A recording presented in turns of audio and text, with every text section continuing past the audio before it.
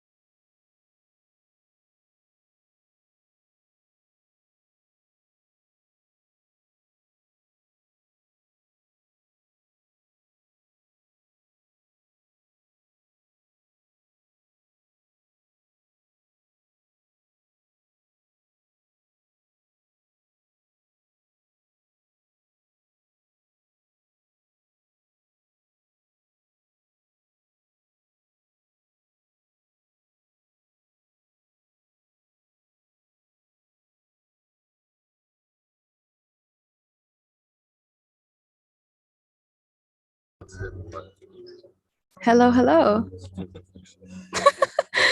So we're live from the stairs of the MFA building holding the flag, and we're going to do a reading of the book The Secret Life of Said, the Peace Optimist, by Emil Habibi, translated by Salma K. Jayusi and Trevor Lagasic.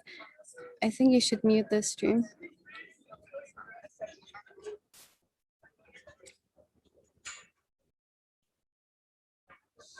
So as an introduction, I'm going to read the back of the book, what it says on the back cover.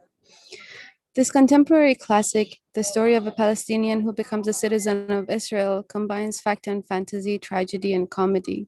Said is the comic hero, the luckless fool, whose tale tells of aggression and resistance, terror and heroism, reason and loyalty that typify the hardships and struggles of Arabs in Israel. An informer for the Zionist state, his stupidity, candor, and cowardice makes him more of a victim than a villain. But in a series of tragicomic episodes, he is gradually transformed from a disaster-haunted, gullible collaborator into a Palestinian no hero still, but a simple man intent on survival and perhaps happiness.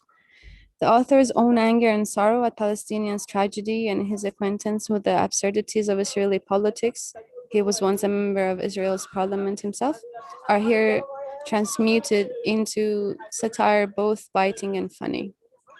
Emil Habibi was one of Israel's best-known Arab journalists and writers. He has published several highly acclaimed novels and plays. He died in 1998.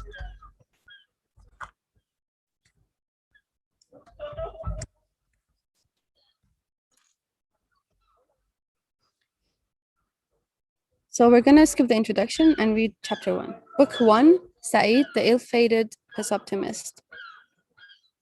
So you men and women, you sheikhs, rabbis, cardinals, you nurses and girls in factories, how long must you await the postman with those letters you so anticipate across the dead dry barriers? And you men and you women, don't wait still more, don't wait. Now off with your sleep clothes and to yourselves compose those letters you so anticipate. It's a poem by Sami Al-Qasim. 1. Said claims to have met creatures from outer space. In his letter to me, Said, the ill-fated Peace Optimist, pleaded Please tell my story. It is surely as weird as the story of Moses' staff, the resurrection of Jesus, and the election of the husband of a ladybird to the presidency of the United States. The fact is I've disappeared, but I'm not dead. I wasn't killed at the border, as some of you imagined. Nor did I join the guerrilla movement, as those who knew my virtue feared. Nor am I rotting long forgotten in some jail, as your friends may suppose. Now, patience, please. And don't ask, who is this Said fellow? Or, since he drew no attention throughout his life, why should we give him any now? All right, I know my place. I'm not one of your so-called leaders, someone thought worthy of notice by an elite. What I am, my dear sir, is the office boy. Didn't you just break up at the Israeli didn't you break up at that Israeli joke about the lion that sneaked inside the offices of the executive committee of the Histadrut, the labor union confederation? First day, it ate the director of union organization, but not one of his colleagues noticed. Next day, it devoured the director of Arab affairs, but the rest didn't miss him. So the lion went on roving happily about, munching contentedly. Finally, it ate the office boy, and then they caught it right away. Yep, I'm that office boy, honored friend. So why didn't you notice I'd gone? No problem. What matters is that my disappearance, for all its weirdness, was something I'd been expecting all my life. Anyway, the miracle did occur, fine sir, and I did indeed meet with creatures from outer space. I'm in their company right now. As I write to you of my fantastic mystery, I'm soaring with them high above you. Now, don't be a skeptic. Don't say the age of miracles is past. What makes you always get things upside down? By those heavenly hosts with whom I abide, I swear this age has got to the strangest since the destruction of those errant ancestors of ours, the people of Ad and Thamud. But we're used to the wonders of today. Why, if our forebears were to arise and hear the radio, see television, and witness a jumbo jet landing at an airport, spitting and roaring in the pitch black night, they would think us polytheists for sure, sorry. But we're used to those wonders. We don't raise an eyebrow if kings are deposed or if they say, Brutus is no big deal now, no subject worth writing about. Et tu brute, indeed. The Arabs certainly don't say et tu baybars, Brutus. The Sultan, this hero, Baybars murdered, could only after all mutter a grunt in Turkish. And now our great hero, Abu Zayd al-Hilali, bends to kiss loyal hands. But the sultans have no cause for concern. I'm no Ghutus, say the kings. And their slaves repeat, this is no age for babers. The moon is close to us now that are the fig trees of our departed village. You accept all these wonders, why not mine too? Easy there, easy. Don't press me for more details yet. Everything in its own time. Please don't pester me with questions about my companions, how they look, dress, organize, and think. Oh, it all makes me feel so superior. I now know what you don't. Why shouldn't I put on airs? As for why they chose me alone of all God's creatures, well, I'm not sure I'm the only one ever to meet with them. When I asked them what they would think of my informing you of what has happened to me so that the world might know, they just smiled and said, we have no objection. But the world won't find you.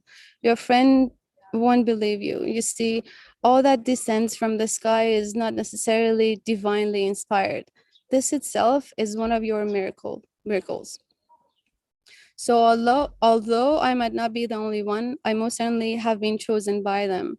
And you too, my fine friend, are chosen as well.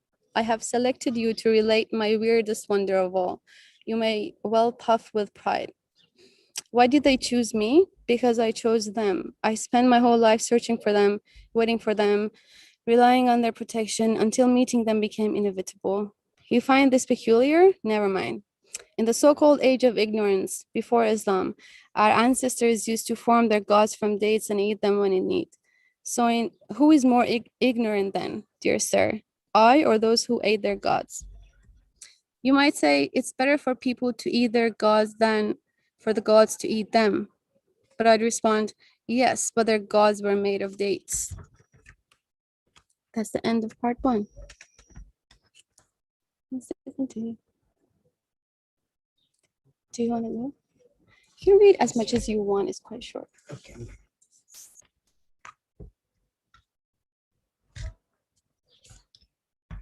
Part 2. Said reports how his life in Israel was all due to the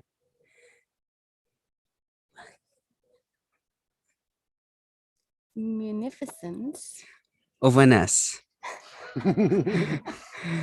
Let's start at the beginning. My whole life has been strange, and and a strange life can only end strangely. When I asked my ex, my extraterrestrial friend why he took me in, he merely replied, "What alternative did you have?" So when did it all begin? When I was born again, thanks to an ass. During this fighting in 1948, they waylaid us and opened fire, shooting my father. May he rest in peace. I escaped stray donkey because a stray donkey came into the line of fire and they shoot it. So it died in place of me. My subsequent life in Israel then was really a gift from that unfortunate beast. What value then, honored sir, should we assign to this life of mine? I consider myself quite remarkable. You have no doubt rid of dogs lapping up poisoned water and dying to warn their masters and save their lives, and of horses too, racing the wind, bearing their wounded riders to safety, only to die of exhaustion themselves. But I'm the first man, to my knowledge, to be saved by Moorish donkey, an animal unable either to race the wind or to bark. I truly am remarkable. That must be why the men from outer space chose me. Tell me, please do. What makes one truly remarkable? Must be Must one be different from all the rest, or indeed be very much one of them? You say you never noticed me before. That's because you like sensitivity, my good friend. How very often you have seen my name in the leading newspaper. Didn't you read of the hundreds imprisoned by Haifa police? Why that melon exploded in Hanatir, Hanatir Square, now Paris Square. Afterwards, every Arab they found in Lower Haifa, pedestrian or on wheels, they put in jail. The papers published the name of everyone notable who was caught, but merely gave general reference to the rest. The rest, yes, that's me. The papers haven't ignored me. How can you claim not to have heard of me? I truly am remarkable.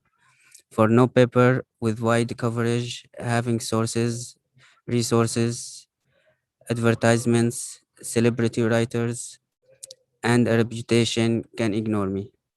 Those like me are everywhere. Towns, villages, bars, everywhere. I am the rest. I am remarkable indeed. That's such a good chapter.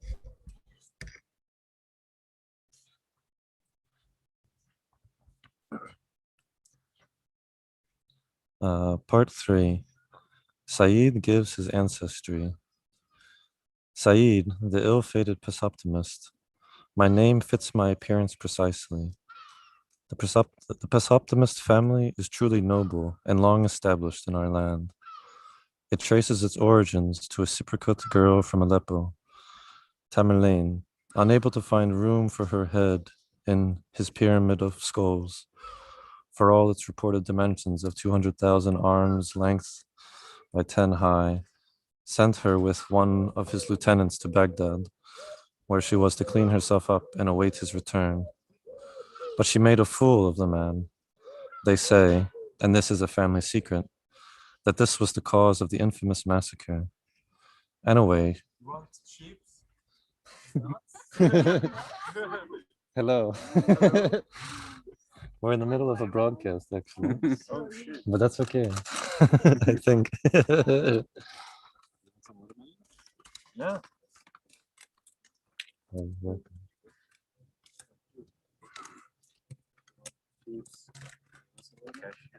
Thanks.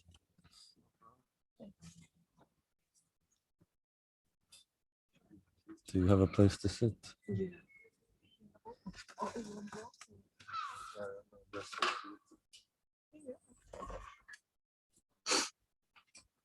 Okay, I go back a bit.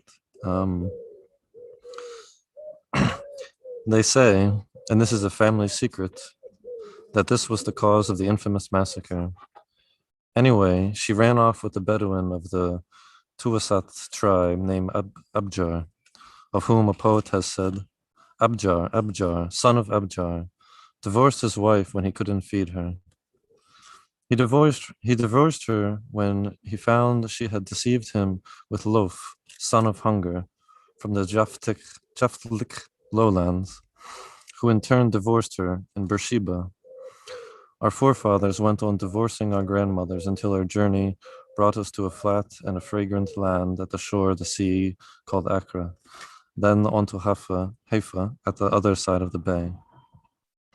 We continued this practice of divorcing our wives right up until the state was founded. After the misfortunes, those of 1948, the members of our great family became scattered, living in all of the Arab countries not yet occupied. And so I have relatives working in their very Arabian Al-Arabi court with the post in the Bureau of Translation, both from and into Persian, I might add. And I have one who is specialized in lighting the cigarettes of different kings. We also had a captain in Syria, a major in Iraq, and a lieutenant colonel in Lebanon. The last mentioned, however, died of a heart attack when the intra-bank there, the country's biggest, went bankrupt. The first Arab to be appointed by the government of Israel as head of the Committee for Distribution of Dandelion and Watercress in Upper Galilee is from our family, even though his mother, so they say, was a divorced Circassian girl. And he still claims, so far unsuccessfully, distribution rights for Lower Galilee too. My father, may he rest in peace, did many favors for the state before it was founded. These services of his are known in detail by his good friend Adon, Mr., that is, Shashik, the retired police officer.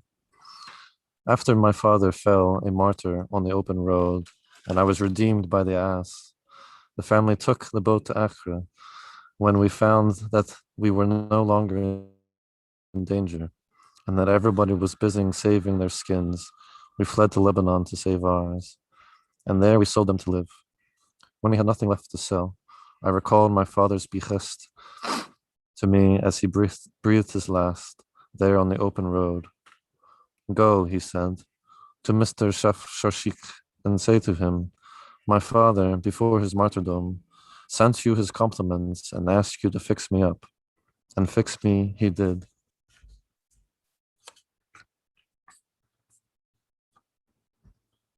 Do you want to read?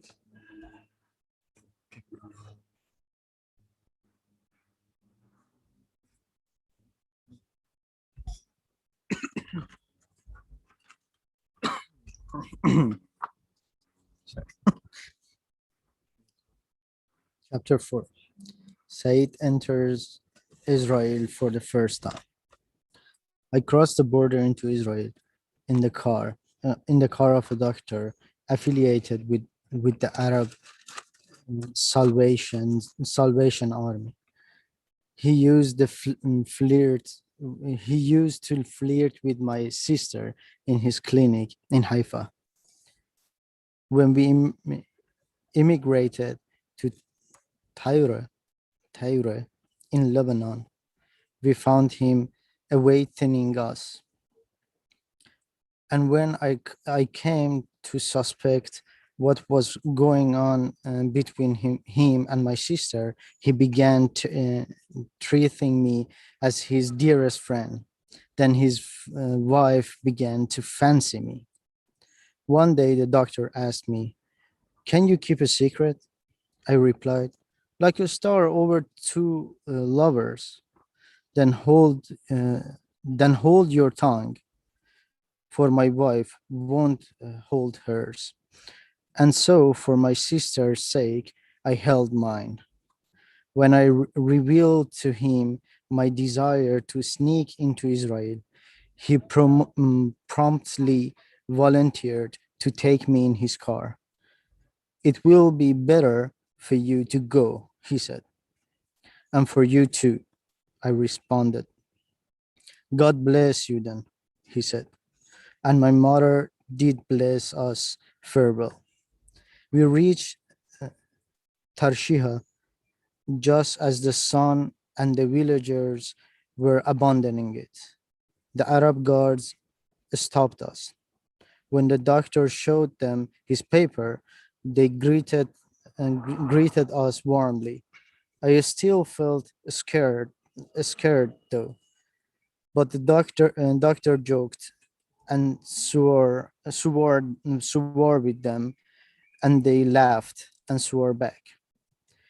In Malia, we slept, but before dawn, I awoke uh, to hear whispering, to hear whispering coming from the doctor's bed nearby. I held my breath and made out a woman's voice whispering that her husband would not be awake that early. I told myself that this could not be my sister since she as yet had no husband. So I went and content, contentedly back to sleep. We launched at the home of that woman's father in Abu Sana, which was at that time in no man's land. That is, it was territory frequented only by spies, cattle merchants, and stray donkeys. They hired they hired an ass for me, and I wrote it down to Kufr Yathif. This was in the summer of 1948, and it was riding this donkey as I descended from Abu Sanan to Kufr Yasif that I celebrated my 24th birthday. They directed me to the headquarters of the military governor. I entered, entered it, still riding donkey. It proudly mounted the three steps at the building's entrance. Soldiers rushed toward me and amazed. I shouted, "Safsar Sheikh, Safsar Sheikh." A fat soldier ran toward me shouting, "I'm the military governor. Dismount." I am so, I am so and so, the son of so and so. I replied, "and I shall only alight at the door of of Mr. Safsar Sheikh."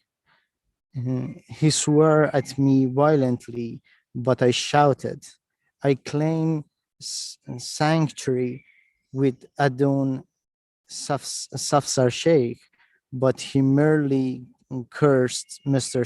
Safsar Sheikh. So I dismounted from the donkey. It goes, yeah.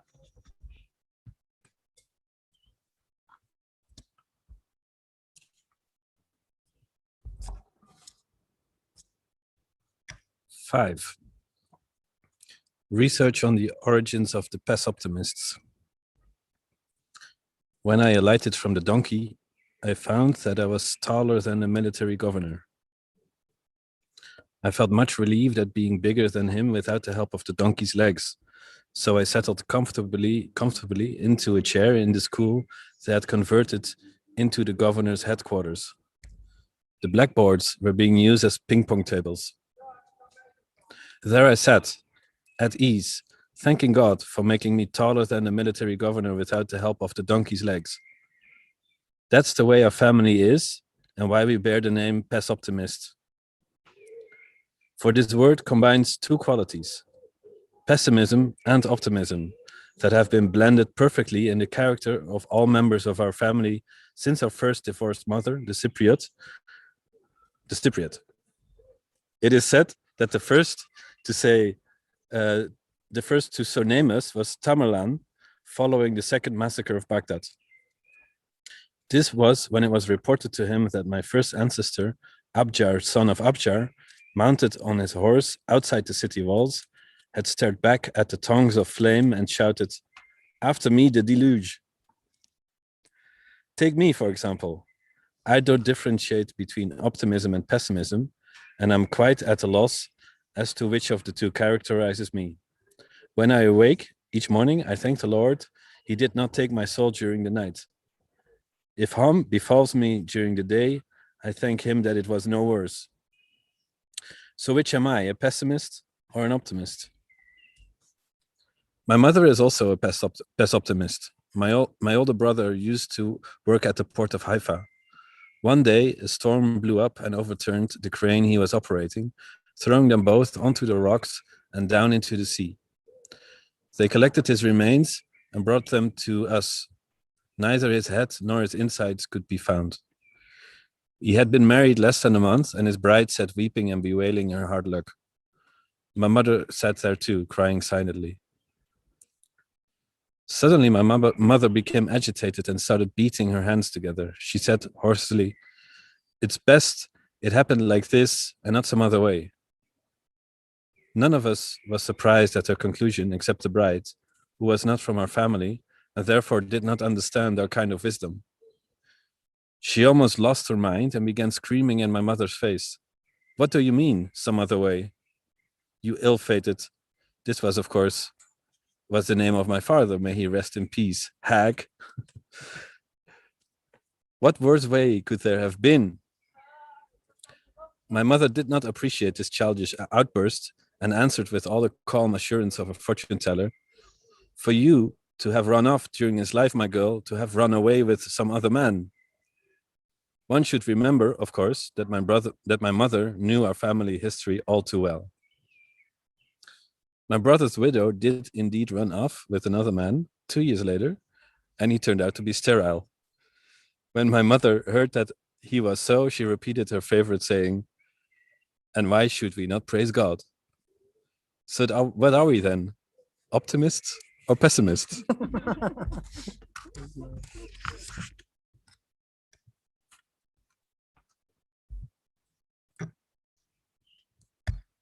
Six, how Said first participated in the War of Independence. Now let's return, my dear sir, to the headquarters of the military governor and how, as soon as cursed Adon Safsharshek, I alighted from the donkey. It became clear to me very soon indeed that in cursing a person, one is sometimes really expressing jealousy rather than contempt. As soon as I seated myself in the chair, cheered by the thought that I was taller than the military governor, even without the donkey's legs, he hurried to the telephone and gobbled some words of which I could only distinguish two, namely ill-fated and Shafarshek, both names to be associated with me for a long time. When finished, he threw down the receiver and screamed in my face to get up. I did so. "I am Abu Ishaq. Follow me," he ordered. So I followed him to a jeep parked near the entrance. My donkey was standing beside it, sniffing. "Let's go," said Abu Ishaq. He climbed into his jeep and I mounted my donkey. But he shrieked in fury, and my donkey and I so shook with fear that I fell from its back and found myself in the car next to the military governor. It proceeded westward along a dirt road flanked by stalks of sesame. "Where to?" I asked.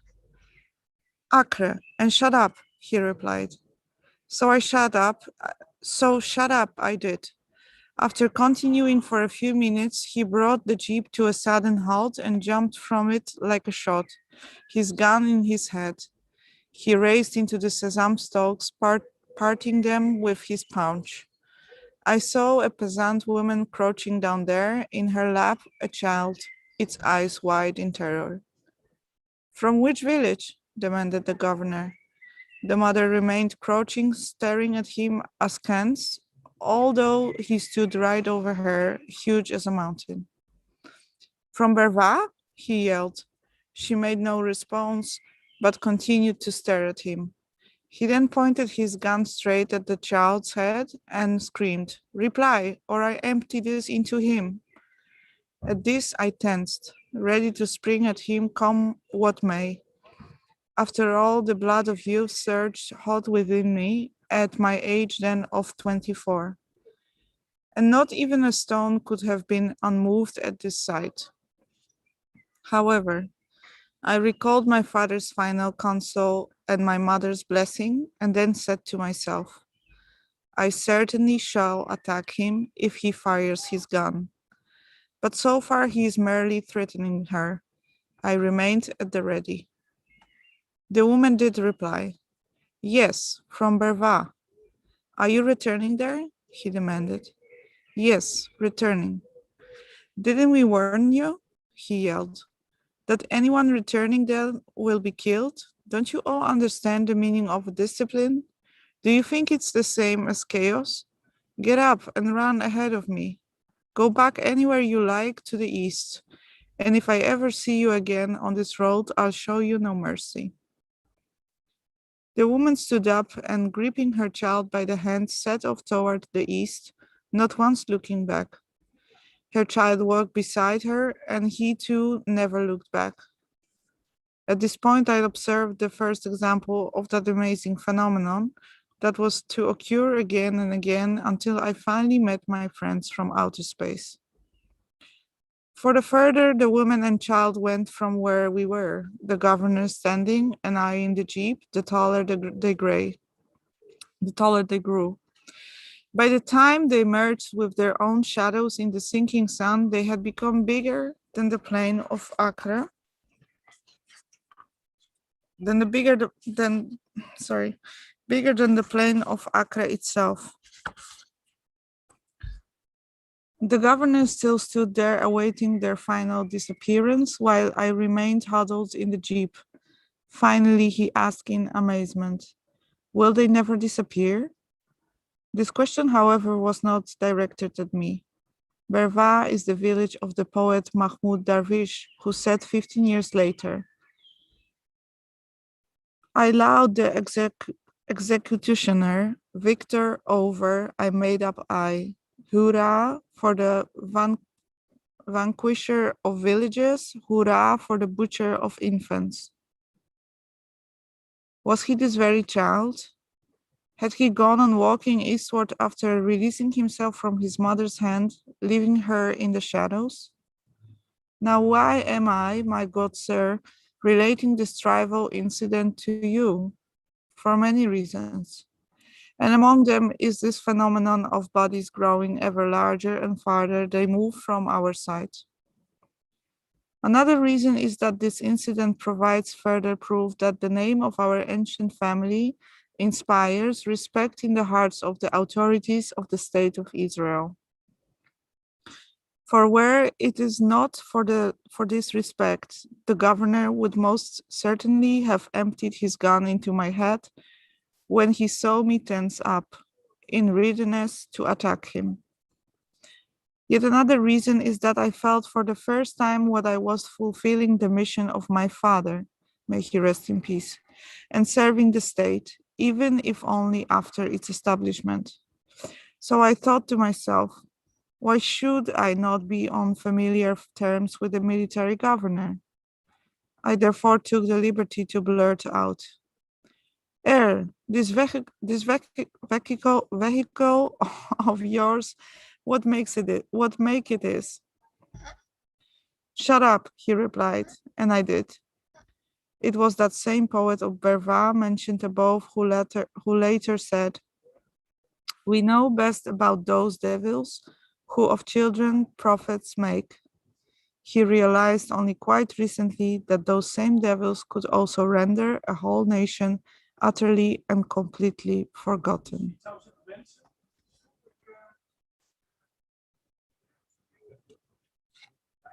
Do you want to? Maybe. There's the same dude as yesterday. That's what I'm So, saying. So I think we should.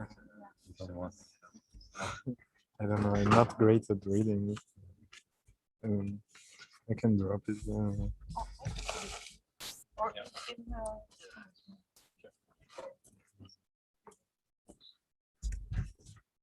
can continue. 7. Huad's name is mentioned for the first time. Acre. Its night pitch black as an Abbasid flag welcomed our entry. I remembered my girlfriend, Yuad. Is this how you pronounce it? Yuad? Who never...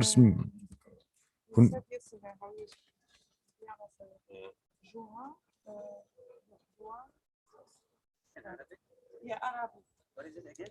With WUAAD. no, not W. Why? Why? Yeah, sorry. um,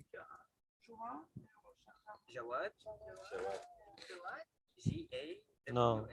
YUAAD.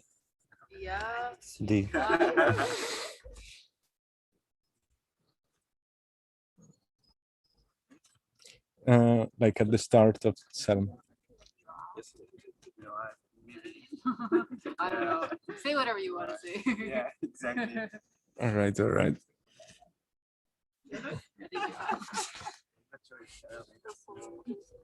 Maybe it's Hebrew. All right. Who never smiled to anyone but me on the train. My heart beat fast. Acre was my secondary school, and Juad my primary love. Juad? And Juad my primary love. For Acre, which I had resisted the Crusaders longer than any other city, and had later rebuffed Napoleon, and had not in the interim been conquered by the Mongols, still maintained its dignity with age, even though its walls were now a rendezvous for hashish smokers, and its lighthouse glimmered faintly like Codia's lamp. It continued to be the metropolis even after Haifa had become industrialized and vigorous. Acre's secondary school, its thick-walled rooms on the shoulders of Eastern Wall, was still academically superior to the one in Haifa. We were thus enrolled in the Firka, barracks, school, and we commuted daily by train from Haifa. It was on the train that I met Jouad, also from Haifa. She attended the girls' school in Acre, and she used to hug her satchel and commute with us. But she used to sit quite alone in the only closed compartment on the train. She always went straight into the compartment with her veil in place, and she would be wearing it when she came out. But through the cracked door of her compartment, she would exchange secret. She would exchange secret glances with me, with those fine green eyes of hers. I fell head over heels in love with her. One morning, she called me over and asked me to explain an English word to her. When I could not, she told me the meaning herself and asked me to sit down. From then on, I would sit with her on both trips. My, how I loved her. She said that she loved me too, because I was entertaining and had a hearty laugh. The jealousy of one of my classmates caused me much silent pain. He reported me to the principal of her school, who sent a letter to our principal. The letter summoned all the students who commuted by train from Haifa and ranted and raged. Between Haifa and Acre, I tell you, between Haifa and Acre, there's a sea, a sea. This has always been a conservative city ever since the days of Saladin. Is everybody pissing out? Yeah. Is it long? No, I can continue. I recall the famous traveler Ibn Jubayr, who spent 2 nights at him in Acre during Saladin's time and wrote, "The town seethes with heresy and blasphemy, and it is full of vice and sin. The father of my own father, may they both rest in peace, whose wife ran off with another man, used to tell us when we were young that she did that because she was from Akka, stretching the last vowel of the town's Arabic pronunciation for emphasis. So I looked the principal straight in the face and shouted in something of a whisper, 'But she's not from Accra.' He expelled me from his office and reported the matter to her family. They sent someone to beat me up in the station, and that made me love her even more. I attacked the classmate who had reported us, and we fell from the train onto the stands at the bench. Unharmed, we walked back to Haifa together after bathing in the sea. On the way, some Bedouins gave us a paper thin bread with salt and oil to eat, and then they stole our satchels. As a result, that boy became one of my best friends. He still is. Joad was never on the train after the principal wrote to her parents, but I remained smitten with love for her. The the governor and I entered the police building on the western shore, and he handed me over to one of the officers. The latter ordered me to return next morning for transfer to Haifa. Then he considered the situation and asked, "But where will you spend the night?" "Joad," I replied. The officer, demanding to know whether I was deaf, repeated his question. I replied that the only person I knew in Acre was the principal of the school. The officer then consulted with the governor, who told him to take me to the Jassar Mosque. We set off in his jeep. When we arrived at the drinking fountain next to its gate, he stopped the car and we alighted. He drummed the ancient door knocker of the gate of the mosque. Somebody has to go inside? No, from here, no. A sudden din arose. Then there was a total silence. An infant began to cry but was soon hushed. Next we heard the dragging of feet, and the gate was opened by an emaciated old man in tattered clothes. He welcomed us effusively. The officer told him, "This is another man who must report to the police station tomorrow morning. Come in, my son." The old man invited me, and I entered. When I saw his face, I recognized my old principal and I exclaimed, "Oh, teacher, my father, may he rest in peace, commended me to your beneficence." "My beneficence is very extensive, my boy," he responded. "Come and see for yourself." Chapter 8. You can read the whole book here. No audience. That's it.